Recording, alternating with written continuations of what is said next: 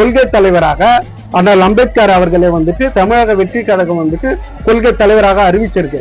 தமிழ்நாட்டு அரசியல் களத்துல ஏறத்தாழ அரை நூற்றாண்டு கால அரசியல் வரலாற்றுல புரட்சியாளர் அண்ணல் அம்பேத்கரை கொள்கை தலைவராக வைத்துக் கொண்டு, புரட்சியாளர் அண்ணல் அம்பேத்கர் வழிகாட்டியாக வைத்துக் கொண்டு, புரட்சியாளர் அண்ணல் அம்பேத்கரை எங்கள் கட்சியின் அடையாளம் என்று சொல்லிக் கொண்டு தமிழ்நாட்டில் அரசியல் செய்த அத்தனை கட்சிகளையும் ஒரு பகுதிக்கான கட்சியாகவும் ஒரு குறிப்பிட்ட மாவட்டத்திற்கான கட்சி அதிகப்படியான செல்வாக்கு நாங்கள் பெற்று வைத்திருக்கிறோம் அம்பேத்கர் பேர் சொல்லி அப்படி என்று சொல்லுகின்ற ஒரு சில கட்சிகள் அதிகபட்சமாக அவர்கள் வந்துட்டு 5 சீட்டு, அதிகபட்சம் 6 சீட்டு 7 சீட்டு இதுக்குள்ளதான் இந்த தமிழ்நாட்டு அரசியல் களத்தில் பார்த்தீங்கன்னாக்கா அம்பேத்கரின் பெயரை உச்சரித்து, அம்பேத்கரின் கொள்கையை பின்பற்றி, அம்பேத்கரின் வரலாறை உள்வாங்கிய அரசியல் பின்புலம் கொண்டவர்கள் இப்படியான நிலையில் தான் சுருக்கப்பட்டு இருக்கிறார்கள்.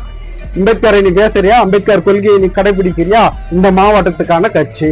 நீ அம்பேத்கரை பேசுறியா, அம்பேத்கர் கொள்கையை உள்வாங்குறியா, இந்த பகுதிக்கான கட்சி.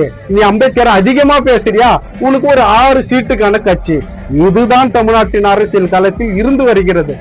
ஆனால் முதல் முறையாக புரட்சியாளர் அண்ணல் அம்பேத்கரை கொள்கை தலைவர் என்று அறிவித்து தமிழக வெற்றி கழகம் என்ற ஒரு கட்சியை தோற்றுவித்து, இது ஆளுங்கட்சியாக வரும், இது எதிர்கட்சியாக வரும், இது 31 வரும், 26 வரும் என்று நாட்டை ஆளக்கூடிய இடத்தில் ஒரு கட்சியை வைத்து பேசுகிறார்கள் என்றால் அது தமிழக வெற்றி கழகம் தான்.